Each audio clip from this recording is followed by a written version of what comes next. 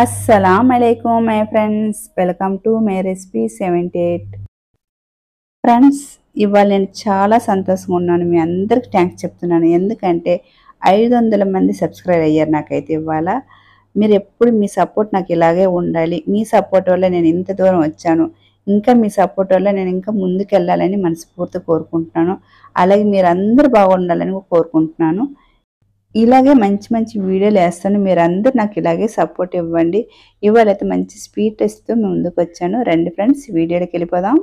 ముందుగా అయితే నేను ఇలాగ ఒక కప్పు సగ్గుబియ్యం తీసుకొని ఇలాగ నానబెట్టుకున్నాను. ఒక గంట ముందే నానబెట్టేసుకున్నాను.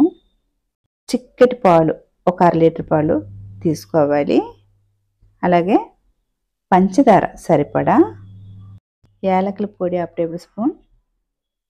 ఇప్పుడు డ్రై ఫ్రూట్స్ జీడిపప్పు, బాదం పప్పు, పిస్తా, కిస్మిస్ ఈ 4 ఇలా తీసుకోవాలి. కుంకుమ పువ్వు కొద్దిగా. ఇప్పుడు స్టవ్ వెలిగించుకొని ఒక కళాయి పెట్టుకోవాలి. కళాయి పెట్టేసుకున్న తర్వాత నెయ్యి వచ్చి ఒక 2 టేబుల్ స్పూన్ వేసుకోవాలి. ఇలా నెయ్యి వేసుకొని బాగా కరిగిన తర్వాత తీసి పెట్టుకున్న డ్రై ఫ్రూట్స్ అంతా ఇప్పుడైతే ఈ నెయ్యిలో అయితే వేసుకోవాలి. ఇలా వేసుకొని ఫ్రై చేసుకోవాలి. ఇలాగ బాగా కలర్ మారేంత వరకు ఫ్రై చేసుకోవాలి. ఇలా కలర్ మారిన తర్వాత ఇప్పుడైతే ఈ డ్రై ఫ్రూట్స్ అంతా ఒక ప్లేట్లోకి తీసుకోవాలి.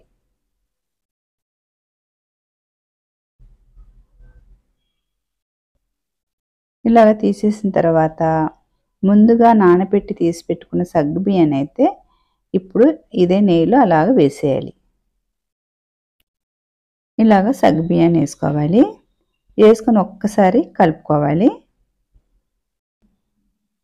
ఇలాగ ఒక్కసారి బాగా కలుపుకున్న తర్వాత ఇప్పుడైతే తీసి పెట్టుకున్న పాలని అయితే ఇప్పుడు ఇందులో వేసుకోవాలి. ఇప్పుడైతే పాలని అయితే పోసుకోవాలి. ఇలా పాలు వేసుకున్న తర్వాత ఒక్కసారి బాగా కలుపుకోవాలి.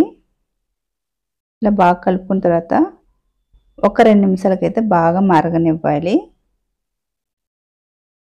సగ్గుబియ్యం అంటే చాలా మంచిది. హెల్త్కి అయితే చలవ చేస్తుంది. ఎక్కువ ట్యాబ్లెట్లు వేసుకుని ఉంటారు కదా, అలాంటి వాళ్ళు అప్పుడప్పుడు ఇలా సగ్గుబియ్యం చేసుకుని తాగితే, పాయసం లాగా చేసుకుని తాగితే చలవ చేస్తుంది. ట్యాబ్లెట్లో ఉండేదంతా వేడి అంతా తగ్గిస్తుంది. ఇప్పుడైతే దీనికి సరిపడా పంచదార వేసుకోవాలి. నేనైతే 1 కప్ పంచదార వేసుకుంటున్నాను. ఇలా వేసుకున్న తర్వాత ఒకసారి పంచదార అంతా కరిగేంత వరకు అయితే ఇలా కరగనివ్వాలి. కుంకుమ పువ్వు కొద్దిగా వేసుకోవాలి. మీ దగ్గర ఉంటే ఏం లేకుంటలేదు, సిప్ చేసుకోవచ్చు. ఇప్పుడైతే బాగా మరగనివ్వాలి. ఒక 2-3 నిమిషాలు కొద్దిగా బాగా మరగనివ్వాలి. అలాగే మధ్య మధ్యలో ఇలాగ కలుపుతూ ఉండాలి, లేకుంటే అడుగు పట్టేస్తుంది. సగ్గుబియ్యం కదా, కింద పట్టేస్తుంటుంది. చూసారా, సగ్గుబియ్యం పాయసం అయితే బాగా మరుగుతుంది. ఇలా బాగా ఉడికిపోయిన తర్వాత ఇప్పుడైతే యాలకుల పొడి అయితే కొద్దిగా వేసుకోవాలి. ఒక 1/2 టేబుల్ స్పూన్ ఇలాగా వేసుకోవాలి. వేసుకున్న తర్వాత ఇప్పుడు ముందుగా ఫ్రై చేసి పెట్టుకున్న డ్రై ఫ్రూట్స్ని కొద్దిగా వేసుకోవాలి. ఇలాగా డ్రై ఫ్రూట్స్ వేసుకున్న తర్వాత ఇప్పుడైతే సగ్గుబియ్యం పాయసం అయితే రెడీ అయిపోయింది. ఇప్పుడైతే ఒక కప్పులో తీసుకొని సర్వ్ చేసుకోవాలి. చూసారా ఎంత చక్కగా వచ్చిందో. సగ్గుబియ్యం పాయసం అంటే చాలా మంచిది హెల్త్కి అయితే. మీరు ఒకసారి తప్పకుండా ట్రై చేయండి. చాలా టేస్టీగా చాలా బాగుంటుంది.